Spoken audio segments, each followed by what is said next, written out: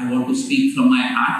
So తెలుగులో నేను కష్టపడతా కొన్ని మాటల కోసం కష్టపడతా కాబట్టి ఇంగ్లీష్ లో మాట్లాడుతున్నా. Right, I'm using translator. The Gospel of John is written to the whole world. యోహాను సువార్త సర్వలోకమునకు రాయబడిన సువార్త. Matthew was written to the Jewish audience. మత్తయి సువార్త యూద మతాలకు సంబంధించిన వారికి రాయబడిన సువార్త. Luke was written for the Greeks. లూకా సువార్త గ్రీకులకు రాయబడిన సువార్త. Mark was written for the Romans. Mark సువార్త రోమియా ప్రజలకు రాయబడిన సువార్త. But the John's Gospel was written for the whole world. కానీ యోహాను సువార్త సర్వలోకమునకు రాయబడిన సువార్త. And it was written with a specific purpose. ఈ యోహాను సువార్త రాయడానికి ఒక ప్రత్యేకమైన ఉద్దేశం ఉంది. John chapter 20 verse 31 says what this purpose is.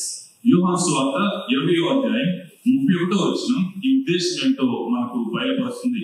It says, యేసు దేవుని కుమారుడైన క్రీస్తు అని మీరు నమ్మునట్లును నమ్మి ఆయన నామమందు జీవము పొందినట్లును ఇవి రాయబడెను. John made his purpose statement very clear. యోహాను తన సువార్తను రాస్తున్న ఉద్దేశాన్ని చాలా స్పష్టంగా తెలియపరిచాడు. He is saying, I am writing this that you will know that Jesus is the Christ, the Son of God, and by believing you will have eternal life. యోహాను ఇలా చెప్తున్నాడు, యేసు దేవుని కుమారుడైన క్రీస్తు అని మీరు నమ్మునట్లును నమ్మి ఆయన నామమందు జీవము పొందినట్లును ఇవి రాయబడను అని చెప్తున్నాడు. Right, and we see that very clearly throughout John's Gospel.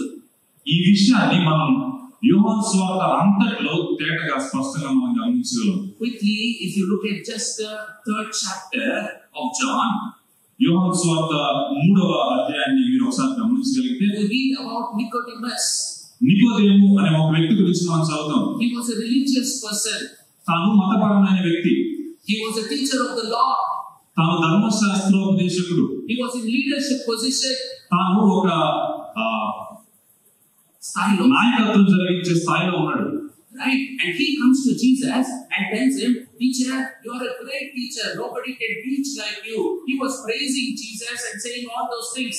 నికోదేము యేసు ప్రభు దగ్గరికి వచ్చి, బోధకుడా నీవు ఒక గొప్ప బోధకుడు అని యేసు ప్రభువుని పొగుడుతున్నట్లుగా హెచ్చిస్తున్నట్లుగా మనం చూస్తాం. But Jesus goes straight to the point and tells him, you must be born again. యేసుక్రీస్తు ప్రభు నికోదేముతో సరిగ్గా మాట్లాడవలసిన విషయానికి వెళ్ళి నీవు క్రొత్త జన్మ పొందాలి అని తెలియజేస్తున్నాడు. And he tells, without being born again you cannot enter into the kingdom of God. నీ క్రొత్త జన్మ పొందకుండా దేవుని రాజ్యమును చూడలేవని నికోదేముకు యేసు ప్రభు చెప్తున్నాడు. Your religion will not take you to heaven. నీ యొక్క మతం నిన్ను పరలోకానికి తీసుకెళ్లదు అని యేసు ప్రభు చెప్తున్నాడు. Your understanding of the law will not take you to heaven. నీవు ధర్మశాస్త్రాన్ని అర్థం చేసుకోవడం వల్ల పరలోకానికి వెళ్ళలేవని చెప్తున్నాడు యేసుక్రీస్తు. You must be born again, he says. నీవు క్రొత్త జన్మ పొందవలసిందే అని చెప్తున్నాడు యేసు ప్రభు. Many of us may be sitting here, maybe we are religious people. మనలో ఇక్కడ కూర్చున్న చాలా మంది మతపరమైన వ్యక్తులు ఉండొచ్చు. You may be coming regularly to church. మందిరానికి నువ్వు సామాన్యంగా వస్తూ ఉండవచ్చు. Maybe you fast even during the Lent days. Lent దినాల్లో నీవు ఉపవాసం కూడా చేసి ఉండవచ్చు. Maybe you even give offering and tithes. నీవు కానుకలు దశమ భాగాలు కూడా సమర్పిస్తూ ఉండవచ్చు. Jesus tells us these things will not take us to heaven. యేసు ప్రభు స్పష్టంగా తెలియజేసేది ఏంటంటే ఈ విషయాలు మనలను పరలోకానికి చేర్చలేవు. We don't go to heaven by our doing. మన క్రియల వల్ల పరలోకానికి మనం వెళ్ళలేము. Bible tells us we go to heaven because we believe in Jesus Christ. లేఖనాలు ఇలా చెప్తున్నాయి, మనం పరలోకానికి వెళ్తుంది ఎందుకు అంటే నీవు నేను యేసు ప్రభువుని అంగీకరిస్తున్నాము, నమ్ముతున్నాము కాబట్టి. That is the most important thing. ఇది చాలా ప్రాముఖ్యమైన విషయం. So John tells here in 3rd chapter, he talks to a religious person and tells him, you must be born again. Your religion will not take you to heaven. ఈ మతపరమైన వ్యక్తితో యోహాను సువార్త 3వ అధ్యాయం యేసు ప్రభు చెప్తున్నాడు, నీవు కొత్తగా జన్మించితే తప్ప పరలోకానికి దేవుని రాజ్యానికి వెళ్ళలేవు అని తేటగా చెప్తున్నాడు. He looked like he was impeccable, sinless man, but Jesus said, this will not help. నికోదేము ఒక నిర్దోషిగా పాపం లేని వ్యక్తిగా కనిపించడమో, కానీ యేసు ప్రభువు వారు కొత్త జన్మ నీవు పొందకపోతే పరలోకానికి వెళ్ళలేవు అని చెప్తున్నాడు. The next incident, immediately 4th chapter, we see about a sinful woman. వెంటనే 4వ అధ్యాయంలో ఒక పాపపు స్త్రీని మనం చూస్తాం. Here a sinless man, here we see a sinful woman. 3వ అధ్యాయంలో ఒక నిర్దోషి లేక పాపం లేని వ్యక్తిని మనం చూస్తాము. నికోదేము 4వ అధ్యాయంలో ఒక పాపపు స్త్రీని మనం చూస్తాం. Morally righteous, morally totally corrupt. నైతికంగా విలువలు, నైతికంగా సరైన జీవితం కలిగిన నికోదేము ఒకవైపు, నైతికంగా సరైన జీవితం లేని ఆ స్త్రీ 4వ అధ్యాయంలో we see Jesus reaching out to her. మనం యేసు ప్రభువు వారు ఆ స్త్రీ దగ్గరికి వెళ్ళడం కూడా మనం చూస్తాం. Why am I saying this? We said the purpose of John was that everyone will believe that Jesus is the Christ, and through that they will be saved.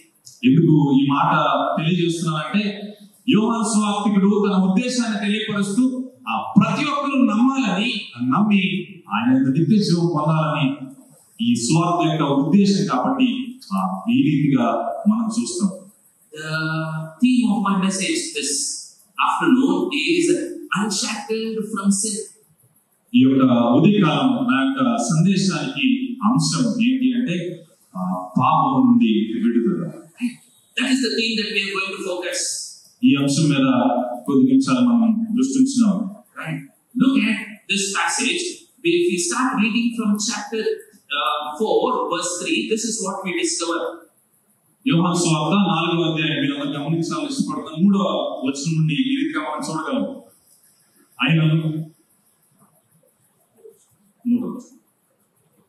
ఆయన యేసే బాప్తిస్మీయుడే కానీ ఆయన శిష్యులు ఇస్తుండేవి. ఆయన సమరయ మార్గమున వెళ్ళవలసి వచ్చెను గనుక యాకోబు తన కుమారుడైన యోసేపుకు ఇచ్చిన భూమి దగ్గర ఉన్న సమరయలోని సుఖాలను ఒక ఊరికి వచ్చెను. We see Jesus traveling from Judea to Galilee. He wanted to go from Judea to Galilee. యేసుక్రీస్తు ప్రభువారిని 4వ అధ్యాయంలో యూదయ నుండి గలిలయకు ప్రయాణిస్తున్న ఒక ప్రయాణికుడిగా మనం చూస్తాం. Judah is in the south. యూదయ దక్షిణంలో ఉంది. And Galilee is in the north. గలిలయ తూర్పులో ఉంది. Jesus want to go to Galilee. యేసుక్రీస్తు ప్రభు గలిలయకు వెళ్ళదలిచాడు. Most of the Jewish people will not go through Samaria because Samaria is in the middle. They will not go through Samaria, but they will go through the route of the Mediterranean Sea, close to the Mediterranean Sea. ఎక్కువ మంది యూదులు గలిలయకు వెళ్ళడానికి సమరయను దాటి వెళ్ళరు. ఎందుకంటే సమరయ ఈ రెండింటి మధ్య భాగంలో ఉంది. కానీ మధ్యధరా సముద్రం వైపు నుండి వారు తమ మార్గాన్ని తీసుకొని గలిలయకు వెళతారు. But look at what the Bible tells us. లేఖనాలు మనకు ఏం చెప్తాయో ఒకసారి చూద్దామా? Look into your Bible, please. This is very important. 4th verse. He had to go through Samaria. 4వ వచనంలో ఆయన సమరయ మార్గము గుండా వెళ్ళవలసి వచ్చెను. He had to go through. ఆయన సమరయ మార్గము గుండా వెళ్ళవలసి వచ్చెను. Jesus had a divine appointment with this Samaritan woman. యేసుక్రీస్తు ప్రభువు వారికి ఒక దైవికమైన అపాయింట్మెంట్ లేక దైవికమైన నియమం ఉంది ఆమెను కలవడానికి. That's why he had to go through Samaria. అందుకే యేసుక్రీస్తు ప్రభువు వారు సమరయ ద్వారా సమరయ గుండా వెళ్ళవలసి వచ్చింది. Look at this woman. This woman comes to draw water in the afternoon. ఈ స్త్రీ గురించి మీరు చూస్తే ఈ స్త్రీ మధ్యాహ్నం వేళ నీళ్లు చేరుకోవడానికి వచ్చింది. Usually people come in the morning or in the evening. సామాన్యంగా జనులు ఉదయకాలం నీళ్లు చేరుకోవడానికి వస్తారు, లేకపోతే సాయంత్రకాలం నీళ్లు చేరుకోవడానికి వస్తారు. But Jesus knew that she will be there in the afternoon. He makes a decision to go and meet her. కానీ యేసుక్రీస్తు ప్రభువుకు ఆమె మధ్యాహ్న కాలం నీళ్లు చేరుకోవడానికి వస్తుందని తెలుసు. కాబట్టి యేసు ప్రభు తాను ఒక నిర్ణయాన్ని తీసుకున్నాడు, సమరయ గుండా వెళ్ళాలి, ఈమెను కలవాలి అని. Jesus had a divine appointment with her. యేసుక్రీస్తు ప్రభు వారికి దైవికమైన నియమం నియమించబడింది. He did not go to Samaria by chance. యేసుక్రీస్తు ప్రభు వారు సమరయకు వెళ్ళింది ఏదో ఒక ఊహాజనితంగా లేకపోతే సామాన్యంగా ఎవరలేదు. He went there by choice. యేసుక్రీస్తు ప్రభువారు నిర్ణయపూర్వకంగా ఉద్దేశపూర్వకంగా సమయపడ్డాడు. Maybe you are sitting here, you are saying, by chance I came here. నేనేదో ఇక్కడకు ఏదో రీతిగా వచ్చానులే అని ఇక్కడ కూర్చున్న వాళ్ళు చాలా మంది అనుకుంటున్నారేమో. You may be saying, my pastor told me to go, that's why I came. మీరు కొంతమంది మా సంఘ కాపరి ఇక్కడ మమ్మల్ని పంపించాడు అనుకున్నారేమో. Or you are saying, Rajanna called me, that's why I came.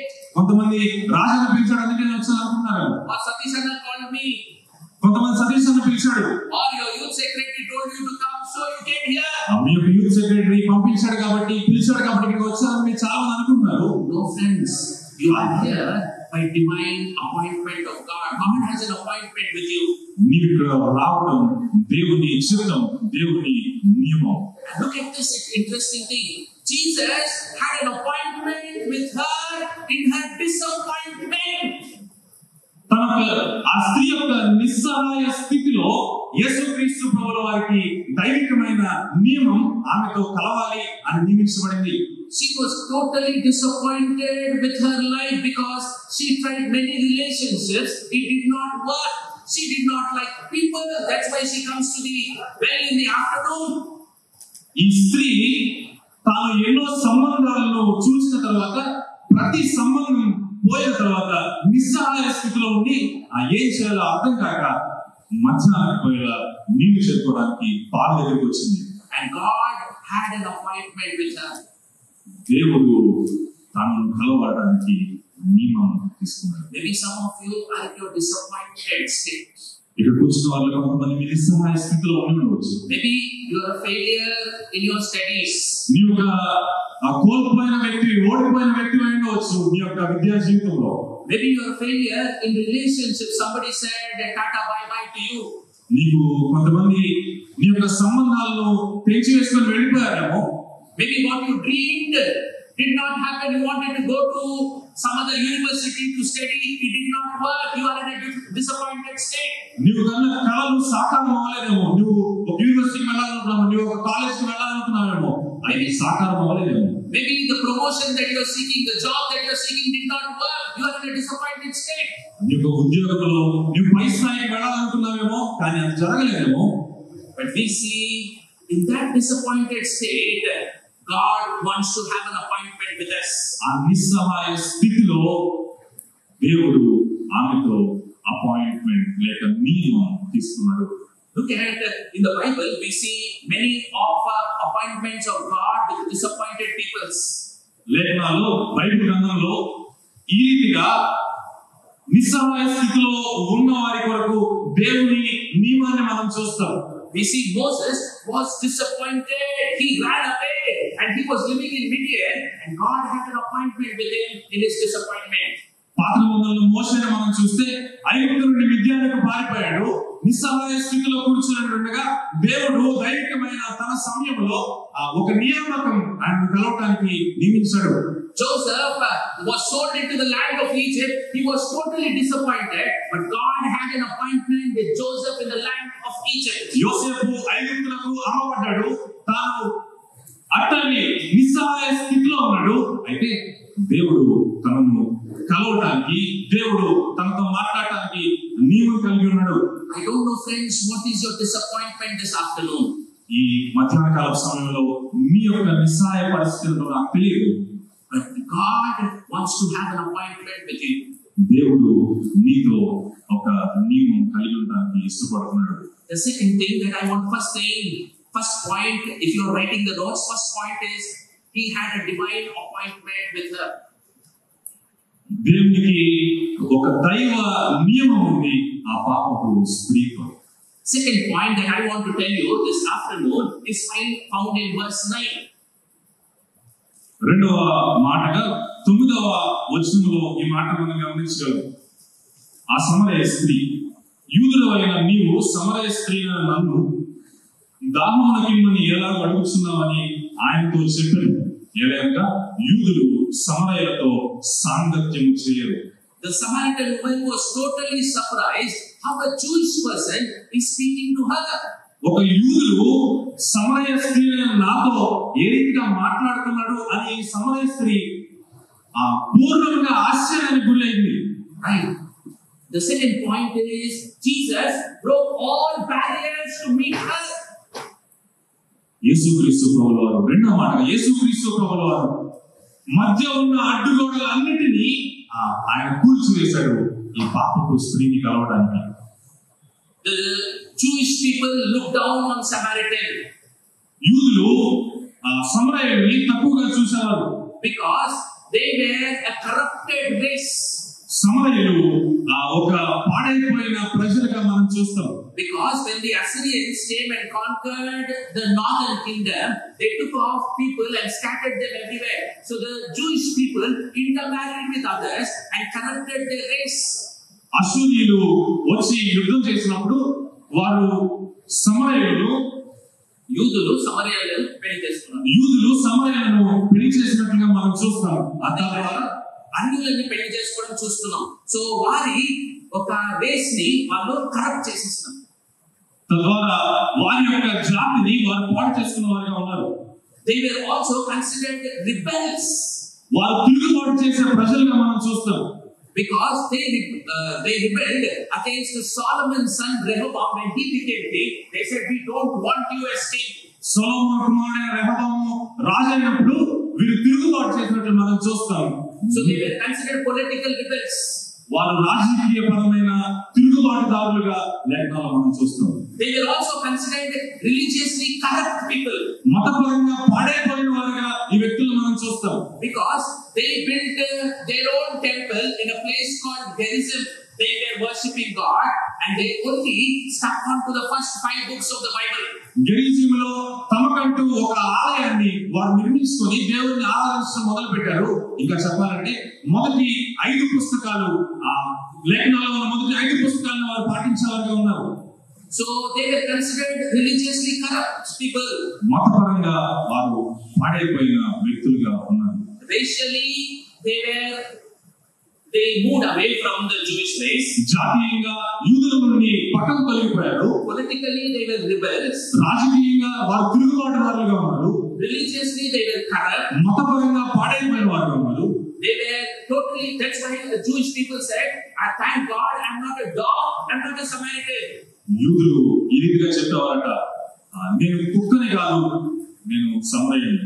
He was thanking God because he's not a dog and not a Samaritan. వారు దేవుణ్ణి స్తుతించేవారు ఎందుకంటే నేను కుక్కని కానీ సమరయుని కాదు అని.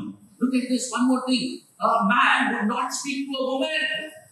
ఒక పురుషుడు స్త్రీతో మాట్లాడేవాడు కాదు. So Jesus broke that barrier and he was talking to her. యేసుక్రీస్తు ప్రభువు ఆ అడ్డుగోడను కూల్చి ఒక స్త్రీతో మాట్లాడుతున్నాడు. He was a righteous person and he was speaking to a sinful woman. తాను నీతిమంతుడు కానీ తాను ఒక పాపపు స్త్రీతో మాట్లాడుతున్నాడు. So he broke all barriers to meet her. యేసుక్రీస్తు ప్రభువు మధ్య ఉన్న అడ్డుగోడలన్నిటినీ కూల్చాడు ఆ ఒక్క స్త్రీతో మాట్లాడడానికి. Friends, I don't know what are the barriers you have this afternoon. ఈ ఉదయకాలం మీ ఎదుట ఉన్న అడ్డుగోడలేవో నాకు తెలియదు. But Jesus wants to cross all those barriers and come and meet you this afternoon. కానీ యేసుక్రీస్తు ప్రభువు వారు ఆ అడ్డుగోడలన్నిటినీ కూల్చి నీ యొద్దకు వచ్చి నీతో సంభాషించడానికి నీతో కలవడానికి ఇష్టపడుతున్నాడు. Whatever they may be, Jesus wants to move them so that he can meet you. అవి ఏ అడ్డుగోడలైనా అయ్యుండొచ్చు, వాటిని కదల్చి దేవుడు నీతో కలవడానికి సిద్ధంగా ఉన్నాడు. Like he did for this Samaritan woman. అదే రీతిగా ఏ రీతిగా సమరయ స్త్రీకి జరిగించాడో ఆ రీతిగా యోధకాలం జరిగించడానికి సిద్ధంగా ఉన్నాడు. Look at one more interesting thing. మరొక ఆసక్తికరమైన విషయాన్ని చూద్దాం.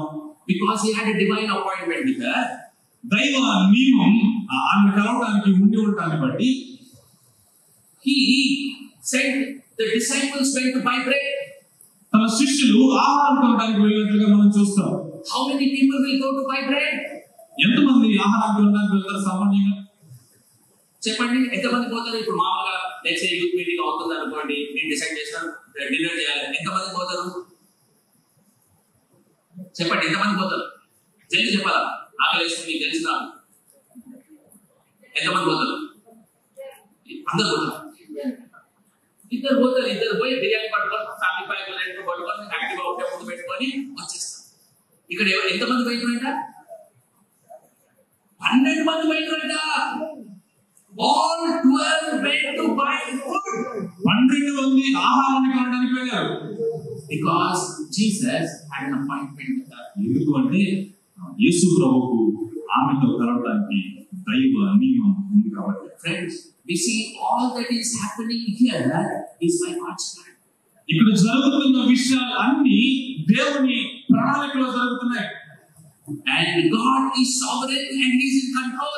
దేవుడు సార్వభౌముడు, అన్నిటిపైన నియంత్రణ కలిగిన వాడుగా మనం చూస్తాం. And this afternoon, I want to tell you, you are here by God's divine plan. ఈ మధ్యాహ్న కాల సమయంలో నేను ఈ రీతిగా మీతో చెప్పాలనుకున్నాను, ఇక్కడ మీరు కూర్చొని ఉండటం దేవుని ప్రణాళిక.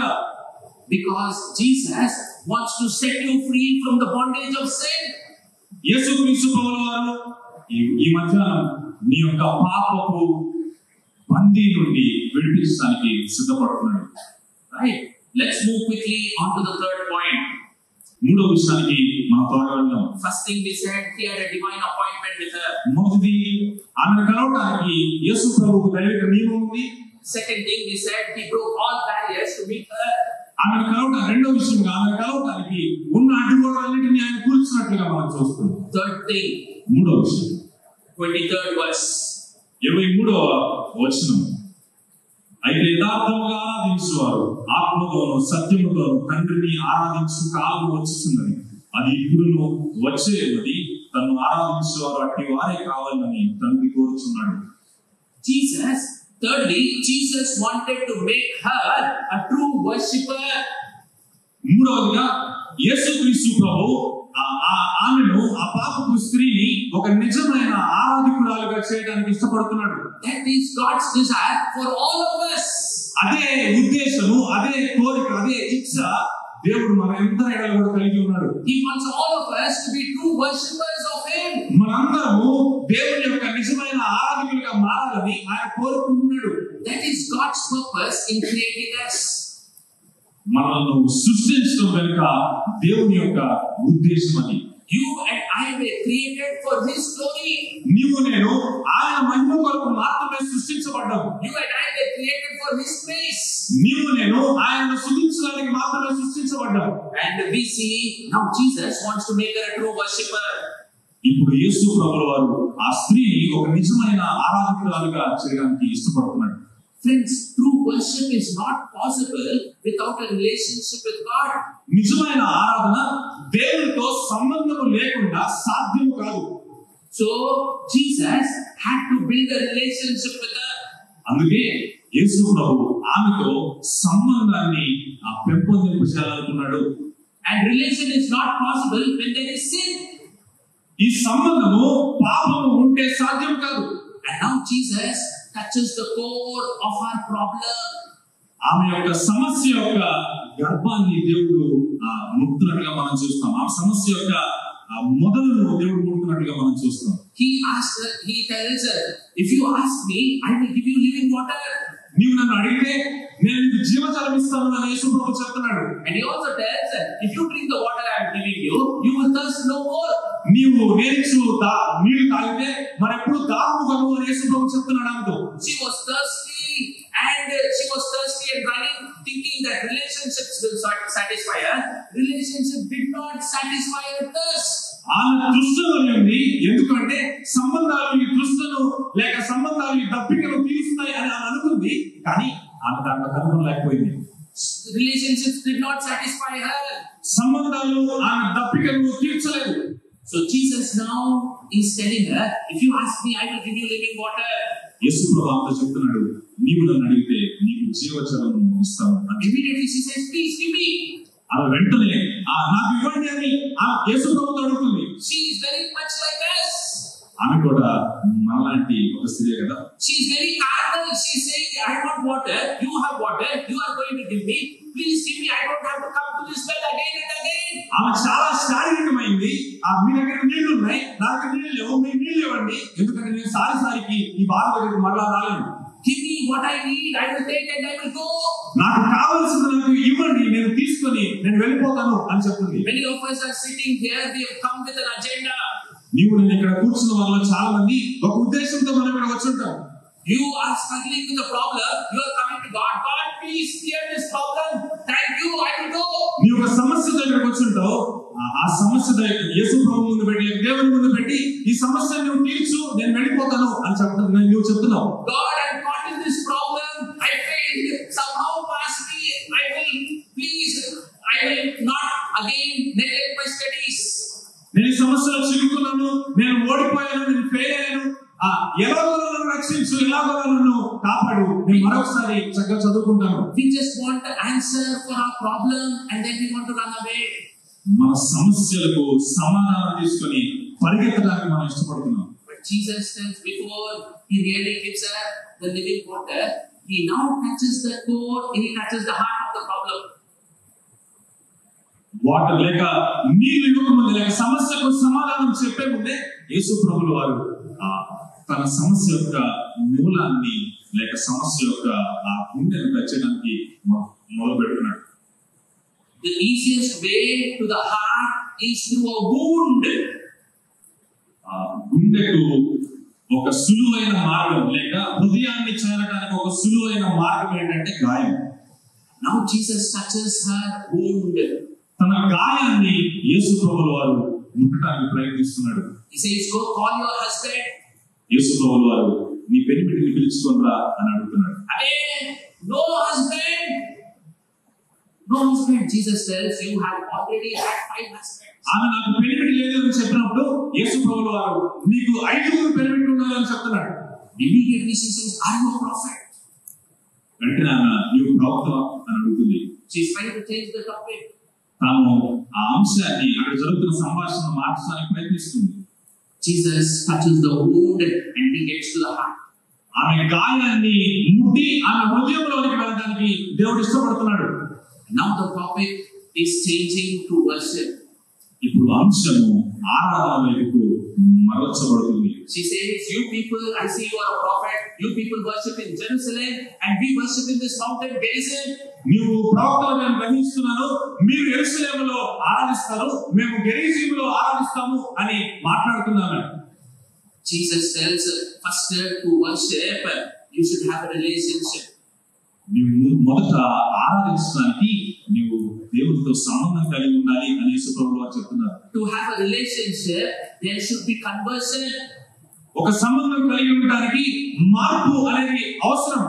To have a conversion there should be conviction. మార్పు కావాలి అంటే నీకు ఒక ఒప్పింపు కలిగి ఉండాలి. Right? Without conversion you can't truly come to God. మార్పు లేకుండా నీవు దేవుని దగ్గరకు రాలేవు. So when will conviction come? ఒప్పింపు ఎప్పుడు వస్తుంది? When the word of God is preached. ఎప్పుడైతే దేవుని వాక్యము మాట్లాడుతుందో అప్పుడు వస్తుంది. When God comes to us with his word and shows the condition of our heart, that's when conversion takes place or conviction takes place. దేవుడు తన యొక్క వాక్యముతో నీ దగ్గరికి వచ్చి నిన్ను ఒప్పింపజేసినప్పుడు, నీతో మాట్లాడినప్పుడు మాత్రమే, నీ యొక్క హృదయం ఎటువంటిదో చూపించినప్పుడు మాత్రమే నీకు ఒప్పింపు, మార్పు కలుగుతుంది. He knows the condition of our heart. మన యొక్క హృదయము యొక్క స్థితి దేవుడు ఎరిగి ఉన్నాడు. You can cover it before your pastor, your parents, your friends, but you can't cover it before God. నీ యొక్క హృదయపు స్థితిని నీ యొక్క సంఘ కాపరి ఎదుట, మీ యొక్క స్నేహితుల ఎదుట మీరు కప్పివేయచ్చేమో కానీ దేవుని యొక్క కప్పివేయలేరు. It is secret to God. దేవునికి అది దిగంబరంగా కనిపిస్తుంది. Man looks at the outward appearance. మనుషుడు పై రూపాన్ని చూస్తాడు. God knows your heart. దేవుడు నీ హృదయాన్ని చూస్తున్నాడు. He knows your real condition. He knows your real condition. నీ యొక్క నిజమైన స్థితి దేవునికి తెలుసు. You can fool anyone, but you can't fool God. నీవు ఎవరినైనా మోసం చేయవచ్చేమో కానీ దేవుడిని మోసం చేయలేవు. Today, God comes to you with His word lovingly, telling you, "Beta, don't mess up further." ప్రేమపూర్వకంగా దేవుడు తన వాక్యంతో నీ దగ్గరికి వచ్చి ఈ రీతిగా తెలియజేస్తున్నాడు, కుమారుడా, నీవు ఇక నుండి నీ యొక్క జీవితాన్ని నాశనం చేసుకో. So He is trying to make her a true worshipper. యేసు ప్రభువు వారు ఈ స్త్రీని ఒక నిజ ఆరాధికురాలుగా చేయడానికి. She's saying, you people worship in Jerusalem, we worship in Gerizim. మీరు యెరూషలేములో ఆరాధిస్తున్నారు, మేము గెరిజీములో ఆరాధిస్తున్నామని ఆమె చెప్తుంది. Jesus tells her, where you worship is not important, whom you worship, how you worship is important. యేసు ప్రభు ఆమెకు ఈ రీతిగా చెప్తున్నాడు, ఎక్కడ ఆరాధిస్తున్నాం అనేది ప్రాముఖ్యం కాదు, ఎవరిని ఆరాధిస్తున్నాము, ఎందుకు ఆరాధిస్తున్నాము అనేది ప్రాముఖ్యం అని యేసు ప్రభు చెప్తున్నాడు. ఎవరిని ఆరాధిస్తున్నాము, ఏ విధంగా ఆరాధిస్తున్నాం అనేది ముఖ్యం. That is important. Where you worship is not important. Whom you worship, how you worship is important. ఎక్కడ ఆరాధిస్తున్నాం అనేది ప్రాముఖ్యం కాదు, ఎవరిని ఆరాధిస్తున్నాము, ఏ విధంగా ఆరాధిస్తున్నాము అనేది ప్రాముఖ్యం. And Jesus says in the last days people will worship God in truth and in spirit. ఆఖరి దినాలలో యేసు ప్రభు ఇలా చెప్తున్నాడు, ప్రజలు దేవుణ్ణి ఆత్మతోనూ సత్యముతోనూ ఆరాధిస్తారు అని. And what is this truth and what is the spirit? ఆత్మ అనగానేమి, సత్యము అంటే ఏంటి? Truth, you and I recognize truth in our mind. నీవు నేను సత్యాన్ని మన యొక్క మేధస్సులో గ్రహిస్తున్నాం. Truth, you and I know truth about God in our minds. నీవు నేను మన యొక్క మేధస్సులో దేవుని గురించిన సత్యం ఎరిగి ఉన్నాం. True worship is possible when you truly know God. That's when you will be able to truly worship how great is your God. నిజమైన ఆరాధన కేవలము నీవు నిజంగా దేవుని ఎరిగి ఉన్నప్పుడే ఆరాధించగలవు. అప్పుడే దేవుని యొక్క గొప్పతనం ఏంటో తెలుసుకుని ఆరాధించగలవు. When you know God, there is no music required. You know how loving, how great, how wonderful is your God. No music required. You will fall down on your knees and you will worship Him. నీకు దేవుని గురించి తెలిసి ఉంటే నీకు సంగీతం ఏమీ అవసరం లేదు ఆరాధించడానికి. నీవు మోకాళ్ళ మీద పడి ఆయన ఆరాధించడానికి ముందుకు వెళ్తావు. So that is worshiping God in truth. When you know Him, you will worship Him. ఆయనను ఎరిగి ఉంటే ఆయనను ఆరాధిస్తావు. దీనిని సత్యముతో ఆరాధించడం అంటాం. What is worshiping in spirit? ఆత్మతో ఆరాధించడం ఏంటి? Worshiping God with your heart, worshiping God with your emotions. నీ హృదయంతో, నీ భావోద్వేగాలతో ఆయనను ఆరాధించడం. Many people just worship God with their emotions and don't have any understanding about God. దేవుణ్ణి ఎరిగి ఉండకుండా, దేవుని గురించిన జ్ఞానం లేకుండా చాలా మంది తమ యొక్క భావోద్వేగాలతో మాత్రమే దేవుని ఆరాధించేవారుగా ఉన్నారు. They have no understanding about who God is, but they cry, they lift hands, only emotions, they are worshiping God. God says, I'm not pleased with that worship. ఏ యొక్క ఉద్దేశం లేక, ఏ యొక్క దేవుని గురించిన జ్ఞానం లేకుండా వారు భావోద్వేగాలతో ఆరాధిస్తున్నప్పుడు దేవుడు మీ ఆరాధన ఇష్టపడే వాటిగా లేదు అని చెప్తున్నాడు. That's why Selwyn Hughes, there is a person called Selwyn Hughes, right? He says, all word you will dry up. All word you will dry up. వాక్యము అంటే నువ్వు ఎండిపోతావు, right?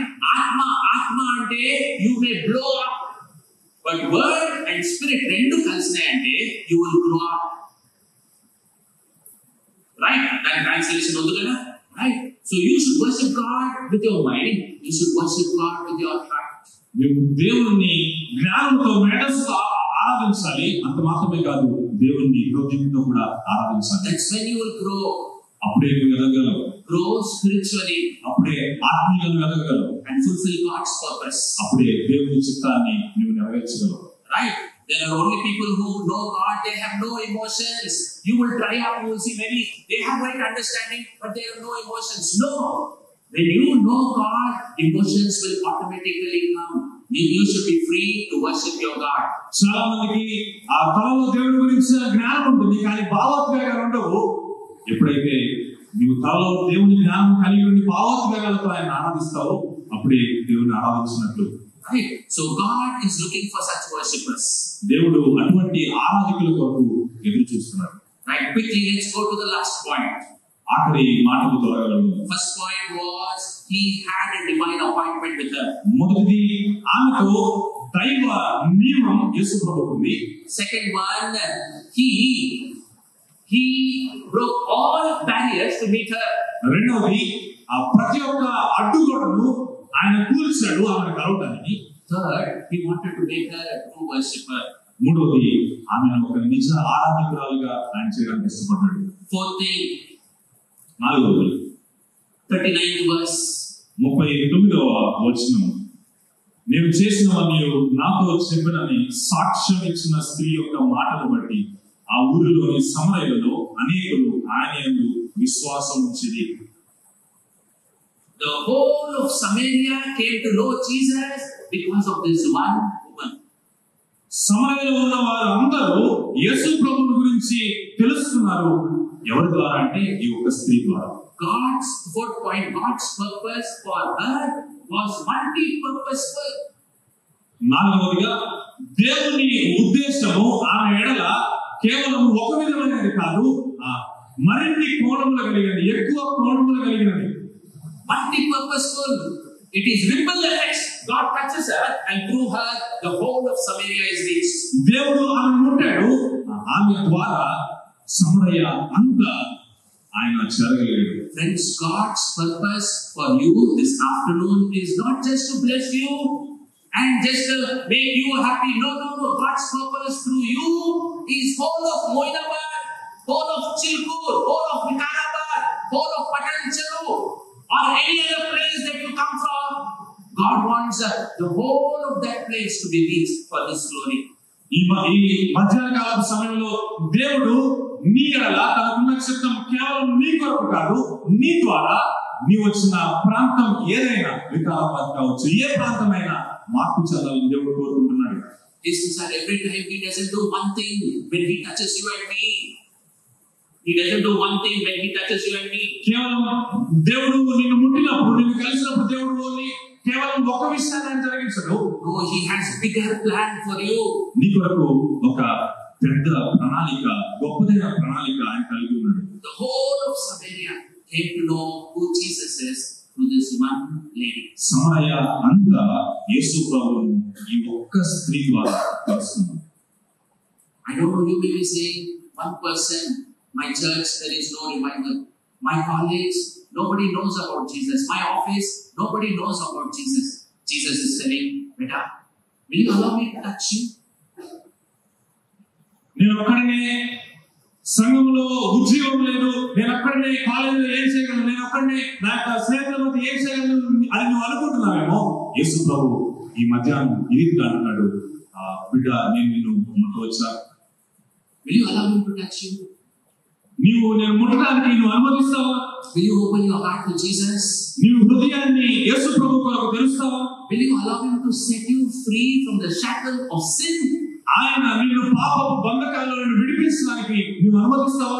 In this camp, Vidudala, will you allow Him to set you free? ఈ విడుదల అనే camp లో ఆయన నిన్ను విడిపించడానికి సిద్ధంగా ఉండగా నువ్వు అనుమతిస్తావా? Or will you still go from this camp in bondage? ఈ క్యాంప్ నుండి ఇంకా బంధకాలతోనే వెళ్ళిపోతావా? You may have many chains. You might be bound with many things. నువ్వు అనేక పరిస్థితుల వలన బందీగా ఉండవచ్చు. You may be shackled to sin. You may be shackled to relationship.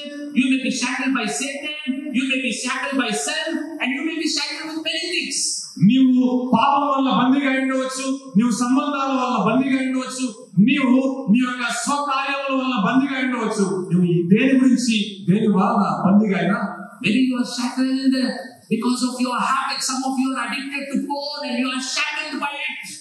మీ యొక్క కొన్ని అలవాట్ల వల్ల మీరు బందీలుగా మారిపోయారేమో. Today Jesus can set you free. ఈరోజు దేవుడు నిన్ను విడుదల చేయడానికి సిద్ధంగా. He brought you here because He has a divine appointment. దేవుడు నిన్ను తీసుకొని రావడంలో ఆయనకు ఒక నియమం ఉంది. He broke all barriers to meet you. తాను నీ ఎదుట ఉన్న అడ్డుగోడలన్నిటిని కూల్చి నీ దగ్గరికి వచ్చాడు నిన్ను కలవడానికి. His purpose for you is to make you a true worshipper. ఆయన యొక్క చిత్తము నీ ఎడల ఏంటి అంటే నిన్ను ఒక నిజమైన ఆరాధకునిగా చేయాలి. And His purpose is not just for you. Through you, He wants to do greater things. ఆయన చిత్తము కేవలం నీ కొరకు మాత్రమే కాదు, నీ ద్వారా గొప్ప కార్యాలు ఆయన జరిగించడానికి ఇష్టపడుతున్నాడు. That's God's purpose, friends. దేవుని చిత్తము towards you. నీ ఎడల. There's another thing also. మరొక విషయం ఉంది. He wants you to make divine appointment with others. నీవు మరొకరితో కలవడానికి దైవిక నియమం కలిగి ఉండాలని దేవుడు కోరుకుంటున్నాడు. He wants you to break barriers to meet people with the gospel. నీవు ఇతరుల ఎదుట ఉన్న అడ్డుగోడలను కూల్చి ఆ ప్రజలతో కలిసి దేవుడి కొరకు వారిని గెలవాలని దేవుడు కోరుకుంటున్నాడు. He desires you to make others true worshippers of the living God. దేవుడు నీవు ఇతరులను దేవుడి కొరకైన నిజ ఆరాధకులుగా చేయాలని దేవుడు కోరుకుంటున్నాడు. He wants to create ripple effects through you. నీ ద్వారా ప్రభావాన్ని ఆయన ఇవ్వాలనుకుంటున్నాడు. Are you ready? నీవు సిద్ధంగా ఉన్నావా? Jesus is ready. Are you ready? దేవుడు సిద్ధంగా ఉన్నాడు. యేసు ప్రభువు సిద్ధంగా ఉన్నాడు. నీవు సిద్ధంగా ఉన్నావా? If you come to him, he will do first, he will work in us, and then second, he will work through us. దేవుడి దగ్గరికి నీవు వస్తే ఆయన నీలో కార్యాలు జరిగించి నీ ద్వారా కార్యాలు జరిగించడానికి సిద్ధంగా ఉన్నాడు. Shall we close our eyes, pray, and commit ourselves to God?